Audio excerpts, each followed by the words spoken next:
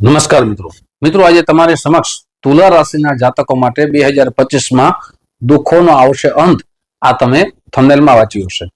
તો કયા ગ્રહો દ્વારા એમના દુઃખ દૂર થશે સાથે કઈ વાતની સાવધાની રાખવી જોઈએ સવિસ્તાર સાથે આપણે ગ્રહોના ગોચર પ્રમાણે વિશેષ ચર્ચા આપણે કરવા જઈ રહ્યા છીએ મિત્રો 2025માં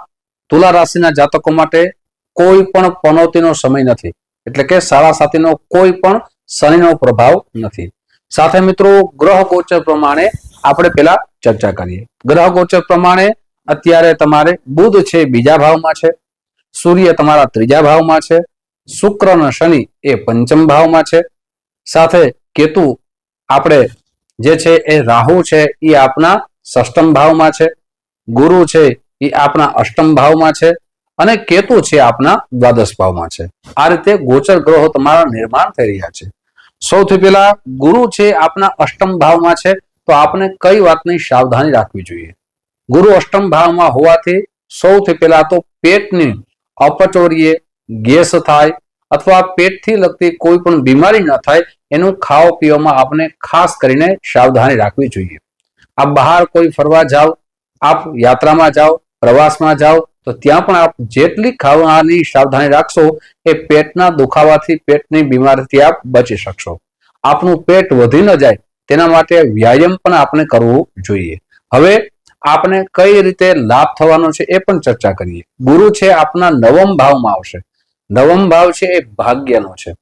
આપે જે પણ કાર્ય કરો છો એ કાર્યમાં કોઈ પણ રીતે અડચણ આવે છે રૂકાવટ થાય છે તો 15 મે પછી ગુરુ ભગવાન છે એ આપના નવમા ભાવમાં આવશે નવમો ભાવ છે ભાગ્યનો છે એટલે 15 મે પછી ગુરુની સ્થિતિમાં ખૂબ સુધારો થશે ગુરુ આપણે સારું ફળ આપશે ગુરુની જે દ્રષ્ટિ છે એ તૃતીય ભાવમાં પડે છે ગુરુની દ્રષ્ટિ છે એ પંચમ ભાવમાં પડે છે તૃતીય દ્રષ્ટિ પડવાથી સૌથી પહેલા આપ સાહસ કરશો 15 મે પછી આપનો જે પણ બિઝનેસ હશે આપની જે નોકરી કરતા હશો ત્યાં પણ લાભ થવાની સંભાવના વધી જશે એટલે કે આપની ધન બાબતમાં જે આપની ચિંતા છે એ 15 મે પછી એમાં રાહત મળશે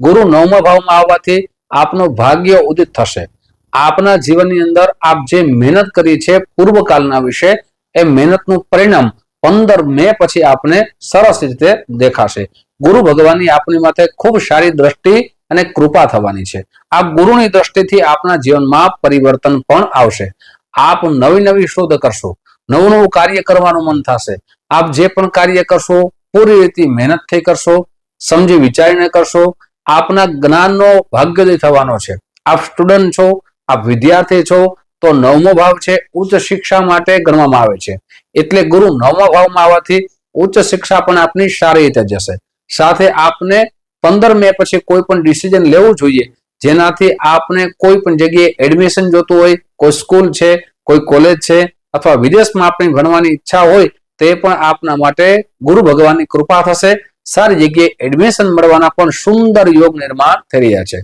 સાથે નવમા ભાવમાં ગુરુ આવવાથી ધાર્મિક વૃત્તિ સાથે વધારે જોડાશો યાત્રા આપની વધશે આપના ઘરે સારા પ્રસંગો આવવાની યોગ નિર્માણ થઈ રહ્યા છે આ ગુરુ દ્વારા આપના જીવનમાં પરિવર્તન આવશે મિત્રો હવે વાત કરીએ રાહુની રાહુ છે એ આપના પંચમ ભાવમાં છે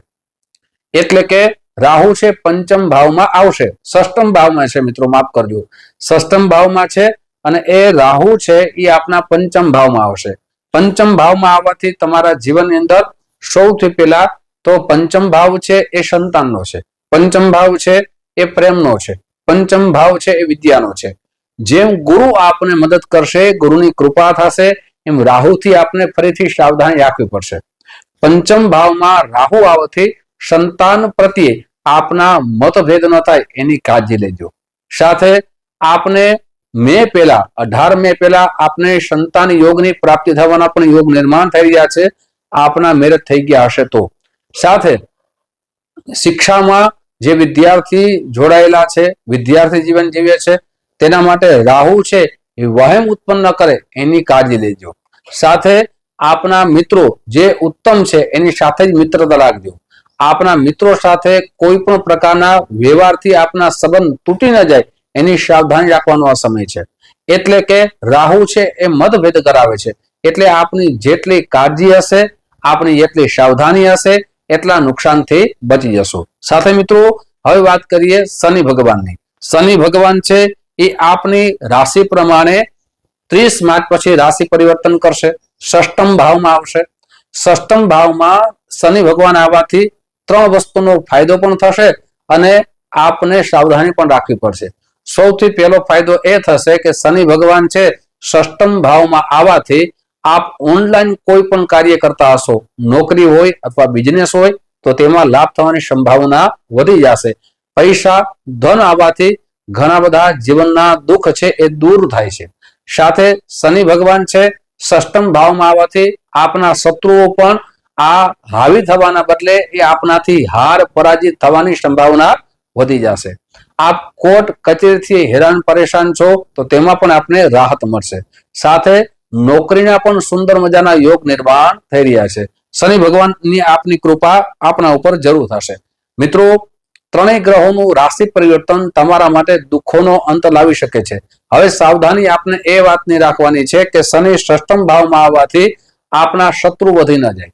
સાથે આપના સ્વભાવ ઉપર આપને કાબુ મેળવવાનો છે, આપના ક્રોધ ઉપર આપને કાબુ મેળવવાનો છે, જેનાથી આપના સંબંધોમાં જે તૂટી ન જાય અને સંબંધોમાં જો તૂટવાથી નુકસાન થાય છે. મિત્રો, હવે ઉપાય ક્યાં કરવા જોઈએ? તુલા રાશિના જાતકો માટે 2025માં કયા ઉપાય કરવા જોઈએ? સૌથી પહેલા તો આપને પ્રતિ દિવસ આપના રાશિ સ્વામી છે શુક્ર, દ્રામ દ્રીમ દ્રોમ શહ શુક્રાય નમઃ, આ મંત્રના પ્રતિ દિવસે જાપ કરવા જોઈએ. સાથે ગાયત્રી મંત્રના જેટલા જાપ થાય એટલા અવશ્ય કરવા જોઈએ. આપની જન્મકુંડળી બતાવી શુક્રનું રત્ન ડાયમંડ એટલે કે હીરો પંચાંગ કર્મ કરી અને ધારણ કરવું જોઈએ. સાથે શુક્રવારના દિવસે યથાશક્તિ સફેદ વસ્તુનું દાન કરવું જોઈએ. મિત્રો, આ રીતે કરશો તમારું જીવન ઉત્તમ બને એવી ભગવાન પાસે પ્રાર્થના. ફરીથી મળશું. જય શ્રી કૃષ્ણ. મહાદેવ હર.